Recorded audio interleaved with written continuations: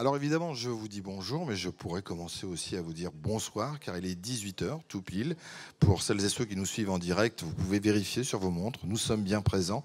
Nous l'avons été tout au long de cette journée avec différents rendez-vous. Nous le serons encore demain, au cœur de cette semaine de la PME, avec le chiffre 10, porte-bonheur. C'est la 10e édition de la semaine de la PME. Et au moment où je vous parle, eh bien, il y a eu une jolie descente de soleil qui s'effectue juste sur le côté, sur les bassins, notamment le bassin Vauban, pour vous préciser qu'on est au Havre, bien évidemment, au cœur de la CCI Seine-Estuaire. Et c'est avec beaucoup de plaisir que j'accueille notre dernier invité de la journée sur ce plateau, c'est François Tinel. François, bonjour. Bonsoir. Vous êtes directeur des entreprises du territoire et des flux au sein du Crédit Agricole Normandie Seine. Et non seulement on est très content de vous retrouver parce que vous êtes un habitué, mais aussi le Crédit Agricole est un habitué. C'est un partenaire quasiment historique sur cette semaine de la PME avec la CCI Seine-Estuaire. Vous l'expliquez comment ? Je crois que c'est tout simplement notre vocation. On est une banque territoriale. C'est un événement majeur pour le développement des PME. Et je pense que c'est un événement qui est de plus en plus important, qui s'est installé. On était là au début et je crois qu'on va y être pour tout le temps que ça durera, c'est-à-dire pour assez longtemps. Alors, ce rendez-vous, il est aussi dans un contexte particulier. Vous allez me dire, vous pourriez me dire, bah oui, comme l'année dernière, bah oui, comme l'année d'avant. On a traversé une pandémie, on a traversé aussi une crise en rapport avec les Gilets jaunes. Il y avait des conséquences. Là, on en sort, on l'espère, par rapport à quelque chose en rapport avec le carburant, mais il y a aussi les conséquences de ce qui se passe au niveau international avec la crise énergétique. Est-ce qu'un banquier garde le moral et arrive à faire garder le moral à ses clients ? En fait, oui. Parce que, contrairement à ce qu'on pourrait penser, les choses vont plutôt bien aujourd'hui. Alors c'est vrai que quand on regarde l'avenir, c'est un peu compliqué, mais rappelez-vous, quand on regardait l'avenir l'année dernière, ou l'année d'avant, ou encore l'année d'avant, c'était déjà compliqué. Donc je ne vais pas dire que les choses sont simples. C'est vrai que la crise énergétique qui nous touche, elle est importante. Les tensions, les incertitudes internationales subsistent. Mais après 4-5 années de crise successives, ce qu'on observe quand même, c'est que les dirigeants d'entreprise sont particulièrement résilients, oui, et qu'on a appris la flexibilité, on a appris la souplesse, et que globalement, on a quand même aujourd'hui des entreprises qui s'en sortent. C'est parfois plus compliqué, ça dépend des domaines, mais ça se passe plutôt bien jusqu'à aujourd'hui. Donc on est là pour accompagner, et moi j'ai envie d'être optimiste pour la suite, parce qu'on a passé les crises précédentes, il n'y a pas de raison qu'on ne passe pas celle-là. Optimiste, c'est le mot que j'ai vu passer ce matin. Je ne sais plus quelle était la source du sondage, mais il y avait plus de 58% des chefs d'entreprise qui étaient optimistes. Donc ça prouve bien que on est 60%. On aurait pu penser qu'on était en dessous du seuil de 50. Non, 58% des chefs d'entreprise sont plutôt optimistes. C'est plutôt une bonne chose. Et je pense qu'ils ont raison, parce que c'est le fait qu'ils regardent plus loin, oui, peut-être que l'actualité simple. L'actualité peut être noire, mais quand on projette un peu ce qui va se passer, cette crise énergétique, ces incertitudes, ça fait quelques années qu'on en parle, mais on voit quand même revenir un certain nombre d'investissements, on voit des circuits courts qui se réinstallent. Ce sont aussi des opportunités de développement. Et puis quand on regarde les atouts de la France, il y a encore beaucoup de choses, même si aujourd'hui ça paraît plus sombre sur le nucléaire, sur d'autres sources d'énergie, on a beaucoup d'atouts qui vont apparaître dans les prochaines années, et ça permet d'être optimiste. Alors, quels sont les questionnements que se posent désormais les chefs d'entreprise ? Ils se sont posés un certain nombre de questions. Est-ce qu'ils ont des préoccupations particulières en fonction de ces crises accumulées, ou tout simplement une nouvelle en fonction de la réalité qui nous a rattrapé la plus récente ? La nouvelle préoccupation, c'est évidemment le coût des matières, le coût de l'énergie et leur disponibilité. Ça pose un certain nombre d'incertitudes, puisque vous le savez, les contrats d'approvisionnement énergétique sont des contrats qui sont pluriannuels la plupart du temps. Un grand nombre d'entre eux arrivent à échéance en fin d'année, en début d'année prochaine. Et vu le yo-yo que font ces cours d'énergie depuis quelques mois, en fonction du moment où vous allez renégocier votre contrat, vous pouvez avoir des coûts qui sont multipliés par 2, par 3, par 4, par 10 parfois. Donc c'est une vraie source d'incertitude sur les trésoreries, sur la rentabilité des activités. Ça conduit un certain nombre de chefs d'entreprise à faire des choix soit de stockage, soit de prévision de fermeture d'activité, de chômage partiel. Donc parfois des choix un peu douloureux, mais en tout cas d'adaptation. Donc ça, c'est vraiment les nouvelles composantes fortes des zones d'incertitude. Et puis après, reste, et ça paraît bizarre de le dire, le sujet du recrutement, le sujet de l'embauche, le sujet des absences, des turnovers, donc des sujets RH purs, comme si on était à un chômage quasiment à zéro. Ce sont des choses qui restent encore très très fortes. Et comment vous pouvez les accompagner ? Parce que quand on parle de trésorerie, on s'en doute, mais est-ce qu'il y a des outils différents que ceux que vous pourriez peut-être prodiguer il y a 10 ou 15 ans, qui ont été revus, corrigés ? Comment vous faites ? Et puis on voit bien qu'il y a aussi un travail de proximité avec ses clients, un cachet d'entreprise. Donc on est aussi peut-être pas sur un divan, mais vous devez être à l'écoute d'eux. Est-ce que vous avez des possibilités, des axes de manœuvre particuliers que vous avez développés? Alors, des axes de manœuvre, énormément, parce que comme les entreprises, nous aussi, on a évolué. Donc, alors, toute la gamme de financement que tout le monde connaît, qui vont du très très court, de la trésorerie instantanée, jusqu'au très très long sur des financements longs. Et puis après, des sujets de fonds propres, des sujets d'accompagnement en portage. On le fait pour certaines entreprises, du portage immobilier lorsque il faut ne pas préempter la trésorerie de l'entreprise pendant quelques années, le temps d'un développement. On a créé une structure qui s'appelle Crédit Agricole Normandie Seine Énergie pour de la même façon faire du portage, de l'investissement pour que des entreprises puissent créer des structures de production d'énergie. Alors quand on l'a créé il y a quelques mois, ça paraissait encore... Donc quand vous dites des structures qui peuvent créer de l'énergie, c'est-à-dire tout simplement s'ils se mettent au photovoltaïque, ils vont aussi... Non, par exemple, si c'est exactement ouais, ça. ouais. Vous tenez une entreprise, vous avez des sujets d'investissement productif, et puis il y a ce sujet d'énergie, et vous avez des surfaces. Donc vous pouvez créer par exemple du photovoltaïque. Pour autant, peut-être que vous n'avez pas envie de mobiliser votre trésorerie pour ça. On a des solutions de co-investissement ou de portage pour aider à faire ça, par exemple. Et dans les temps actuels, ça commence à prendre véritablement de l'importance. Et vous, la Banque Verte, vous pouvez que vous réjouir des nouvelles rentrées d'argent de nos amis exploitants agricoles qui à la fois font du photovoltaïque, mais aussi de la biomasse, de la méthanisation. À la fois c'est l'énergie pour abaisser leurs charges, mais aussi une rentrée d'argent. Et là on est dans un système RSE, c'est aussi pour en faire profiter la proximité. Exactement. En fait, on est sur ces deux volets-là. Être utile pour l'ensemble de la collectivité et puis être efficace pour son entreprise. On a des actifs, ça coûte cher, des surfaces, des bâtiments, autant les exploiter, en faire quelque chose. Et puis vous voyez bien qu'à côté, quand on paye le prix de l'électricité 3 ou 4 fois plus cher que ce qu'on payait il y a encore 5 ans, ça peut valoir le coup d'investir pour soi-même. Donc ça a les deux volets. Et puis la trajectoire de production d'énergie devant nous, elle est forte. Moi, je crois beaucoup au nucléaire, mais il ne suffira pas. Il faudra faire aussi tout le reste. Et donc, on est aux côtés des éoliennes en mer, mais sur nos territoires, on peut faire des choses dans les entreprises.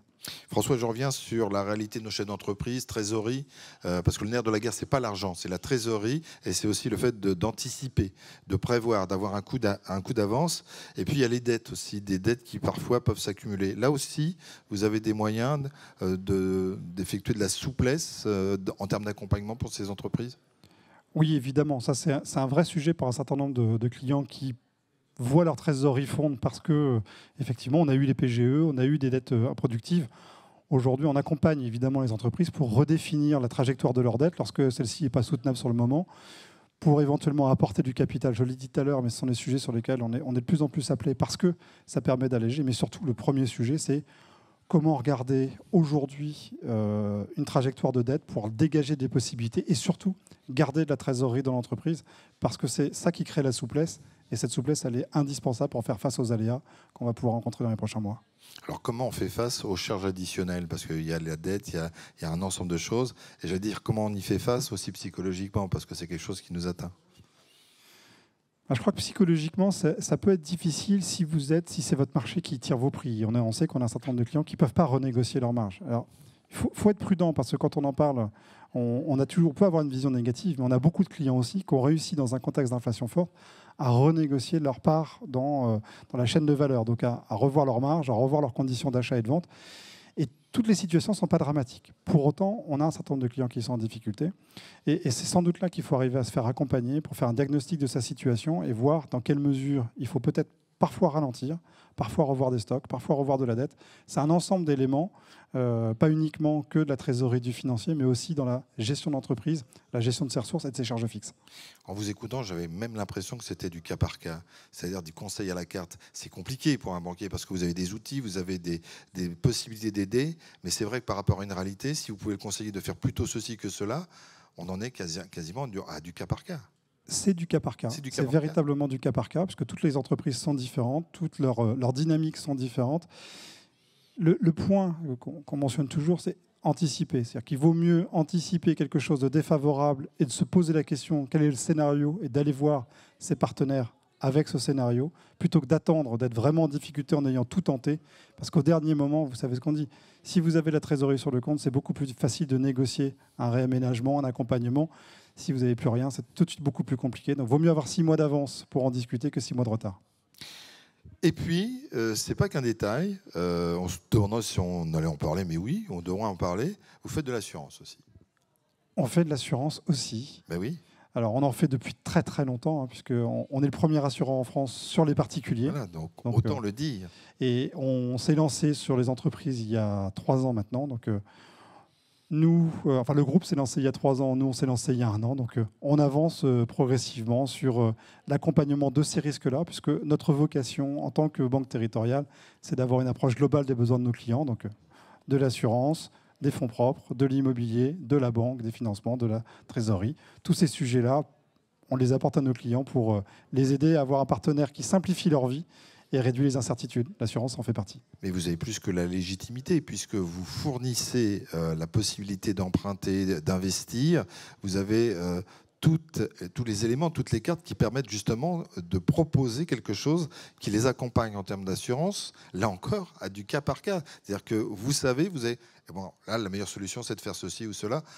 Donc ça me paraît complètement légitime de pouvoir le développer, ce produit. Moi aussi. C'est ce qu'on dit à tous nos clients. Vous faisiez écho à la concurrence qui pouvait dire non, c'est pas normal. Mais si, c'est normal, ça me paraît complètement logique. Sur cette semaine de la PME, il y a des tas de rendez-vous, les ateliers business. On en reparlera demain avec vos collègues qui viendront nous faire un retour d'un des ateliers qu'ils vont animer. C'est important, c'est intéressant d'avoir des structures comme les vôtres qui sont historiquement liées à cette semaine de la PME, de pouvoir prendre du temps sur des ateliers où on va rencontrer des profils différents, une TPE, un PME, ça peut être aussi un directeur d'un grand groupe qui vient de se renseigner par rapport à telle chose. C'est important pour vous de participer à ces ateliers ? C'est important pour nous d'être utile, tout simplement. Vous avez le mot juste à chaque fois. Hein. Oui, mais j'aime bien. Mais le vrai sujet du dirigeant, en fait, c'est la solitude. La difficulté, c'est de trouver autour de soi des gens qui vont pouvoir apporter des idées, apporter des solutions, que ce soit dans le cercle familial, dans le cercle professionnel. La difficulté, c'est de rompre cette solitude.